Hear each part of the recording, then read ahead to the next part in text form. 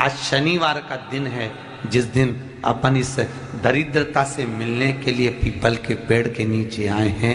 हिंदू धर्म में ये दिन पीपल के वृक्ष के लिए पूजनीय होगा। जो भी शनिवार के दिन पीपल के वृक्ष की पूजन करेगा, दूध चढ़ाएगा या मिष्ठान का भोग लगाएगा, लक्ष्मी और नारायण उसके घर में प्रवेश कर जाएगा। लक्ष्मी और नारायण उसके घर में प्रवेश करेगा। इसलिए नियम बनाया। कौन से दिन का? शनिवार। लक्ष्मी जी बोली, नारायण आपने तो एक दिन का वार लिख दिया। शंकर जी ने 7 वार बनाए हैं, रविवार, सोमवार, मंगल, बुध, गुरु, शुक्र और शनि। ये शिव जी ने बनाया। अब एक दिन आपने अपना बना लिया, बाकी के दिन अगर कोई इस पीपल के वृक्ष के नीचे आएगा और यहाँ तो दरिद्रता बैठी है, तो उसका क्या होगा? भगवान नारायण बोले, सुन दरिद्रता, तेरे से एक विनती है, अगर कोई भी मनुष्य इस पीपल के पेड़ के नीचे अगर 7 दिन में आता है और उसके हाथ में अगर कोई सामग्री होती है तो तू उसके घर में प्रवेश नहीं करेगी। नियम है पीपल के वृक्ष का, या तो पानी का लोटा लेकर जाओ, कुंकू का चोपड़ा लेकर जाओ, शक्कर लेकर जाओ, या पेड़ के नीचे चींटी को डालने के लिए आटा ले जाओ, पर खाली हाथ पीपल के वृक्ष के नीचे कभी मत जाओ, कभी नहीं जाओ। खाली हाथ जाओगे तो दरिद्रता तुम्हारे घर में प्रवेश करेगी। दरिद्रता उठकर खड़ी होकर बोली, नारायण तुमने अपनी मनमानी करी है, एक दिन मुझे भी मेरा चाहिए। भगवान ने कहा, बोल कौन सा दिन चाहिए? दरिद्रता कहती है, रविवार के दिन इस पीपल के वृक्ष के नीचे मैं दिन भर नृत्य करूं, इसमें रहूं, और जो यहाँ आए रविवार को मैं उसके घर में प्रवेश करूं। भगवान ने कहा, ठीक है। दरिद्रता, रविवार का दिन एक ऐसा दिन रहेगा जिस दिन तू इस पीपल के वृक्ष के नीचे नृत्य करेगी, और जो आएगा इस पीपल के वृक्ष के नीचे तो उसके साथ प्रवेश करेगी। मैंने तुझे वर दिया। इसलिए हमारे यहाँ केवल पीपल का वृक्ष अगर दीवार में भी लग जाता है ना, किसी की फैक्ट्री की दीवार में, किसी के घर की दीवार में पीपल का वृक्ष अगर लग जाता है, पीपल का पौधा लग जाता है, उसको कितना भी तोड़ लो वो वापस लग जाएगा। फिर तोड़ोगे फिर लग जाएगा। अगर पीपल के पौधे को तोड़ना है तो केवल रविवार का दिन एक नींबू, एक मिर्ची और बमूल का कांटा, ये 3 चीजें रखने के बाद में आधे घंटे बाद रविवार के दिन पीपल के पेड़ को उखाड़ कर फेंक दो। दूसरी बार कभी पीपल दीवार में लगता ही नहीं, कभी नहीं लग सकता। केवल एक रविवार को, केवल एक संडे, इतवार को। घर में दीवारों पर अगर पीपल लग भी गया है, इसलिए पीपल के वृक्ष को उखाड़ने का, अगर घर में पीपल लगा हुआ है या पीपल का पौधा हमारे घर में लग गया, उसको उतारना, निकालना, लगाना, तो पीपल के वृक्ष को अगर निकाला जाता है तो रविवार के दिन, और अगर पीपल के वृक्ष को कहीं लगाया जाता है तो सोमवार के दिन या मंगलवार के दिन, बुधवार के दिन, इन दिनों में लगा सकते पीपल के वृक्ष कहीं लगाना। शनिवार का दिन एक ऐसा दिन होता है जिस दिन पीपल के वृक्ष को कहीं जाकर लगाया नहीं जाता, क्योंकि शनिवार के दिन पीपल के वृक्ष के नीचे लक्ष्मी रहती है। हम अपने हाथों से अगर पीपल का वृक्ष किसी दूसरी जगह पर शनिवार को रोपित करते हैं तो हमारे घर की लक्ष्मी अपने घर से छिन्न होकर चली जाती है। इसलिए शनिवार के दिन पीपल लगाया नहीं जाता, किसी के घर जाकर उसको वापस पलटा नहीं जाता। लग गया उसको डाल। प्रभु मेरी धर्म पत्नी को कहाँ रखूं आप बताओ? वो तो जहाँ यज्ञ होता है, अनुष्ठान होता है, दान होता है, पुण्य होता है, सत्कर्म होता है, वहां जाने को तैयार नहीं। अब करूं क्या? भगवान ने बोला, एक काम करो। दुर्वासा जी बोले, जिसके यहाँ रात्रि में बर्तन झूठे पड़े रहते हो, उसके घर में इस दरिद्रता को लेकर तुम प्रवेश कर जाना। जिसके यहाँ रात्रि में बर्तन झूठे पड़े हो, वहां लेकर प्रवेश कर जाओ। दूसरी जगह दुर्वासा जी बोले, जो स्त्री घर में दोपहर के समय पर सो रही हो, उसके घर में इसको लेकर प्रवेश कर जाइए। जो स्त्री दोपहर के समय में घर पर सो रही हो, इस दरिद्रता को लेकर प्रवेश कर जाइए। तीसरा, जिसके यहाँ पर दरवाजे पर कांटे वाले पौधे लगे हों, उस घर में इस दरिद्रता को लेकर प्रवेश कर जाइए। दरिद्रता, कितनी सुंदर बात कही है। दाता और विधाता, कौन कौन? दाता और विधाता। लक्ष्मी और दरिद्रता के सगे भाई हैं। कौन कौन? दाता और विधाता। दाता को फिटकरी प्रिय है, विधाता को नमक प्रिय है। ये दोनों हमेशा लक्ष्मी को और दरिद्रता को दोनों को समझाते थे, दोनों में प्रेम बढ़ाते थे। आज भी हिंदू धर्म की रीति है, यहाँ तो ठीक है, जिसके यहाँ पर भी अगर थोड़ी सी भी परेशानी होती है, थोड़ा सा क्लेश होता है, अशांति होती है, लक्ष्मी नहीं टिक रही हो, काम नहीं बन रहे हो, बहुत प्रयास करा जा रहा हो और हमारा कार्य नहीं होता, तो क्या करते हैं, फिटकरी और नमक को पानी में डाल देते हैं और घर में पोछा लगा देते हैं। आप लोगों ने आजकल फेसबुक पे भी पढ़ा होगा, व्हाट्सएप पे भी पढ़ा होगा। तो क्यों लिखा उसमें? उसका कारण ही केवल इतना है कि दाता और विधाता की प्रियता उसमें। माता ख्याति के जो 4 बच्चे हुए, इसमें जो 2 लड़के हैं, दाता और विधाता, उसकी प्रियता उसमें, उसकी पूर्णता उसमें। अब दुर्वासा जी बोले अपनी धर्म पत्नी को वहां लेकर, जहां कांटेदार पौधे लगे हों वहां पर लेकर प्रवेश कर जाइए। कांटेदार पौधों में उस दरिद्रता का निवास हो गया। कितना विचित्र कथा यहां वर्णन करी है। श्रीमद् भागवत के अंतर्गत जो वर्णन किया कि मृत्यु निश्चित है, रोग ऐसा शनि महाराज के कारण हो गया हो, अच्छे काम करते करते उल्टे हो रहे हैं, होते हैं किसी किसी के साथ में, विपरीत परिस्थितियां आ जाती है, अच्छा करने जाओ बुरा हो जाता है, अच्छा कर्म करने जाओ बुरा हो जाता है। तो पीपल के वृक्ष की जो छाल होती है, छाल देखिए, पीपल के वृक्ष में जो छाल लगी होती है, उस छाल को घिसकर चंदन बनाकर भगवान शंकर का स्नान कराकर, अभिषेक कराकर, पूजन कराकर, पूजन कराने के बाद में पिपलेश्वर महादेव का नाम लेकर, कौन से महादेव?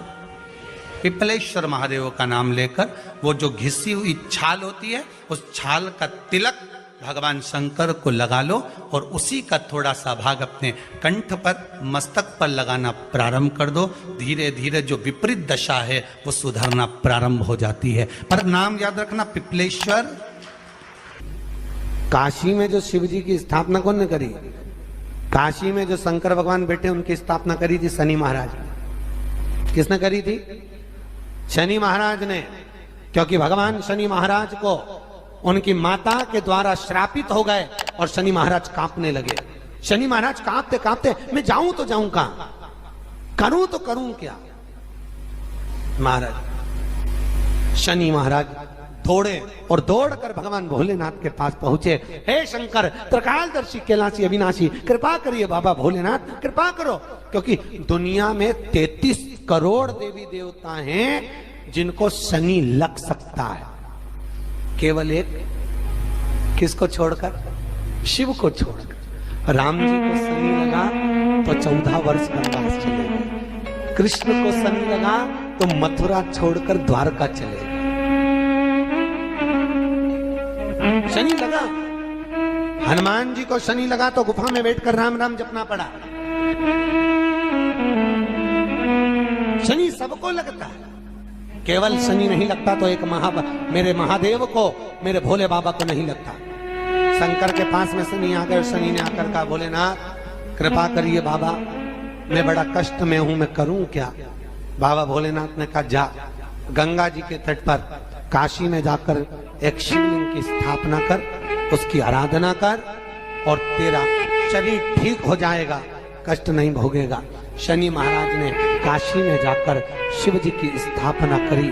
आज भी नियम है, जिसको शनि लग जाता है एक काजल की डिब्बी ले लो और काजल की डिब्बी को 21 बार उतार कर उसको एकांत में जाकर, जंगल आदि में एकांत में किसी पेड़ के नीचे इतना सा खड्डा खोद कर उसमें काजल की डिब्बी को डाल दो और मिट्टी से पूर दो, उस व्यक्ति का शनि समाप्त हो जाता है। काशी विश्वनाथ का नाम लेकर काजल की डिब्बी को 21 बार उतार कर अगर काशी विश्वनाथ का नाम लेकर शनि वाले व्यक्ति को अगर पेड़ के नीचे दबा दे, शनि समाप्त, शनि उसको परेशान नहीं कर सकता। काशी कितनी मूलता, उस क्रम को देखिए। भगवान शंकर पर विश्वास रखकर एक एक पल, एक एक घड़ी, एक एक समय, एक एक नक्षत्र का शिव महापुराण में वर्णन है। यहां तक शास्त्र कहता है कि पीपल के वृक्ष की जब भगवान शिव रचना करे, पीपल के वृक्ष की जब रचना करी गई तो उस पीपल के वृक्ष में भी कौन सा समय किसका है, ये शिव महापुराण वर्णन करती है। सुबह 4 बजे से लेकर 7:30 बजे तक पीपल के वृक्ष में ब्रह्मा जी का वासा होता है। 7:30 बजे से लेकर 10:30 पौने 11 बजे तक पीपल के वृक्ष में भगवान विष्णु का वासा होता है। 10:30 बजे से लेकर पीपल के वृक्ष में 11:30 बजे तक पितरों का वासा होता है। 11:30 बजे से लेकर 12:30 बजे तक पीपल के वृक्ष में आहूतों का वासा होता है। 12:30 बजे से लेकर शाम को 4 बजे तक पीपल के वृक्ष में वासुकों का वासा होता है। 4 बजे से लेकर शाम को 7:30 बजे तक पीपल के वृक्ष में शंकर का वासा होता है। 7:30 बजे से लेकर 9:30 बजे तक पीपल के वृक्ष में कुबेर का वासा होता है। 9:30 बजे से लेकर फिर कुबेर के वृक्ष में अन्य देवों का वासा चालू हो जाता है। इसलिए हमारा हिंदू धर्म कहता है, हमारे शास्त्र कहते हैं कि पीपल के वृक्ष को जब पूजा जाता है, पीपल के वृक्ष की जब पूजन करी जाती है तो सुबह 10:30, 11, ज्यादा से ज्यादा 11:30, ज्यादा से ज्यादा 12, उसके पहले पीपल के वृक्ष की पूजन कर लेना चाहिए। रात को कुबेर का वासा होता है, इसलिए पीपल के वृक्ष में दीपावली के दिन रात्रि को 8:30 बजे से लेकर 9:30 बजे के बीच में जो पीपल के वृक्ष के नीचे घी का दिया लगाता है, उसके घर में कभी संपदा की कमी नहीं आती है, क्योंकि कुबेर स्वयं विराजमान होता है पीपल के वृक्ष के नीचे। क्यों? क्योंकि 11:30 बजे से लेकर 12:30 बजे तक पीपल के वृक्ष में पितरों का वासा रहता है, आहूतों का वासा रहता है, फिर वासुकों का वासा आता है। पितृ किसको कहते हैं? महाराज जो पूरी उम्र लेकर चले गए और उनके भीतर अभिलाषाएं बहुत थी, मैं ये भी करना चाहता हूं, मैं ये भी करना चाहता हूं, वो पितृ हो जाते हैं। आहूत किसको कहते हैं?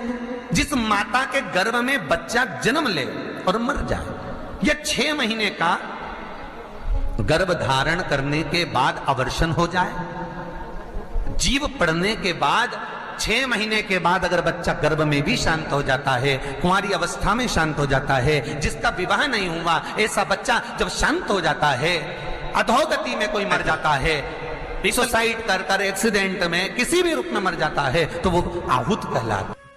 शनिवार के दिन जो पीपल के वृक्ष में सरसों के तेल का दीप लगाता है, उसको शनि कभी परेशान नहीं करता। एक बात हमेशा ध्यान रखिएगा, मान लो अगर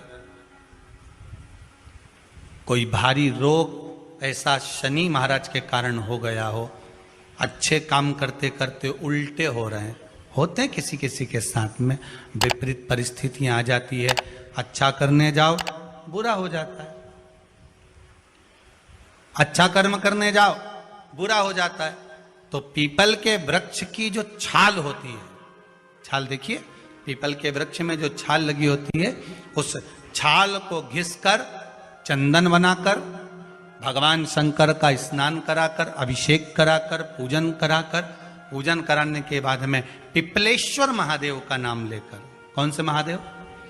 पिपलेश्वर महादेव का नाम लेकर वो जो घिसी हुई छाल होती है, उस छाल का तिलक भगवान शंकर को लगा लो और उसी का थोड़ा सा भाग अपने कंठ पर, मस्तक पर लगाना प्रारंभ कर दो। धीरे धीरे जो विपरीत दशा है वो सुधरना प्रारंभ हो जाती है। पर नाम याद रखना, पिपलेश्वर। जब कितना भी दुख, विपदा, कष्ट सम्मुख में खड़ा हुआ हो, कितना भी दुख, पूंजी धन की अगर आपको कमी पड़ रही है और ऐसा लग रहा है कि मेरे पास में कुछ भी नहीं, हम तो यहाँ तक कहेंगे कोई मकान बना रहे हो, बेटी का विवाह कर रहे हो, बेटे का विवाह कर रहे हो, कोई अच्छा कार्य कर रहे हो, धन संपदा की भी कमती दिखे तो समय पर कांता भगवान का स्मरण कर, कांता चक्र का स्मरण कर, शिव और नारायण का नाम लेकर, एक बेलपत्र, एक शमी पत्र, एक श्वेत पुष्प, एक लाल पुष्प, दोनों हाथ में लेकर भगवान शंकर के अशोक सुंदरी के स्थान पर अगर समर्पित करा जाए तो संपदा की भी कमी नहीं आती। वो कांता चक्र है जो नारायण के। यहाँ तक शिव महापुराण की कथा कहती है, अगर कोई विद्वत ब्राह्मण ने आपको बताया है कि आपके घर में पितृदोष है, कोई विद्वान ब्राह्मण ने बता दिया कि आपके घर में काल सर्प दोष है, कोई विद्वान ब्राह्मण ने बता दिया कि आपके यहाँ पर ये वास्तु दोष है और इस दोष को मिटाना जरूरी है। कोई ने आपको बताया, उस समय पर हमें घबराना नहीं।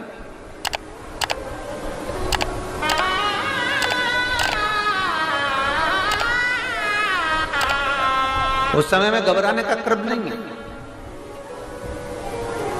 कहते हैं पीपल का जो जल झड़ता है पीपल के वृक्ष से, आप लोगों ने कभी देखा है कि नहीं देखा, वो हमको नहीं मालूम।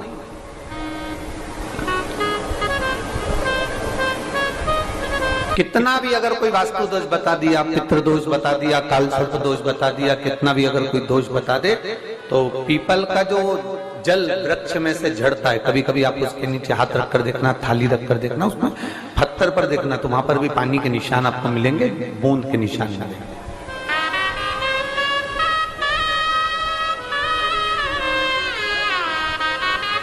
मात्र उस पीपल के वृक्ष के जल की एक बिंदी, एकमात्र बिंदी, शंकर भगवान का जो शिवलिंग है, जलाधारी है, चरण है, गणेश कार्तिकेय का स्थान है, अशोक सुंदरी का स्थान है, और प्रत्येक जलाधारी में से पानी बीच में से आकर नीचे की ओर गिरता है, नीचे की ओर गिरता है। आप लोगों के स्मरण में हमने पहले भी बताया कि राइट में किसका स्थान है, गणेश जी का, लेफ्ट में कार्तिकेय, बीच में अशोक सुंदरी। ये क्या है, पार्वती जी का हस्त कमल शिवलिंग, और ऊपर से जो जल एक एक बूंद शंकर जी के शिवलिंग पर गिर रहा है, वो शंकर जी की 5 लड़कियां, जया, विषहरा, शामलीवारी, दौतली और देव, शंकर जी की 5 लड़कियों, एक एक बूंद पानी शिव जी पर गिरा रहा। जहां जल नीचे गिरता है उस स्थान से जहां तक जल बहकर जा रहा है, उस स्थान तक 33 कोटि देवताओं का स्थान, 33 कोटि देवताओं का स्थान। अब जहां पानी आया, जहां नीचे गिरा, उसके बीच में जो स्थान होता है, आप लोगों ने देखा है कि नहीं देखा? जिनने देखा है जरा हाथ उठाओ। ये पानी जैसे यहाँ तक आया और यहाँ के बाद नीचे गिरेगा, तब वो नाली के माध्यम से बाहर जाएगा। तो जितनी दूर यहाँ से वो नीचे की ओर जो गिर रहा है, यहाँ से वो नीचे की ओर जो पानी जा रहा है, ये जो स्थान होता है, ये हमारे 3 दोषों को निवारण तुरंत कर देता है। एक हमारा पितृ दोष, एक हमारा काल सर्प दोष, और एक हमारा वास्तु दोष का निवारण ये तुरंत करता है। और ये तो हमने केवल आपको शिव महापुराण के माध्यम से बताया कि ये 3 दोष का निवारण कर देता है, पर यदि कभी आप ध्यान से लिंग पुराण को पढ़ेंगे, आप यदि लिंग पुराण को पढ़ेंगे और गीता प्रेस गोरखपुर की लिंग पुराण को लाकर यदि आप पढ़ते हैं, या गीता प्रेस गोरखपुर की शिव अंक को भी आप अगर पढ़ेंगे, उसका नंबर हमारे स्मरण में नहीं आ रहा है, शिव अंक को भी अगर आप पढ़ेंगे तो उसमें भी आपको वर्णन मिलेगा कि हम तो केवल 3 दोष का बता रहे हैं, पर हमारे शास्त्र तो यहाँ पर और भी दोषों का वर्णन कर रहे हैं। जैसे किसी ने बता दिया आपको शनि का दोष है, किसी ने बता दिया मंगल का दोष है, किसी ने बता दिया आपको केतु का दोष है, किसी ने बता दिया आपको राहु का दोष है, किसी ने आपको कह दिया कि बृहस्पति का दोष है, किसी ने कह दिया आपको ये वाला दोष है। दुनिया के जितने दोष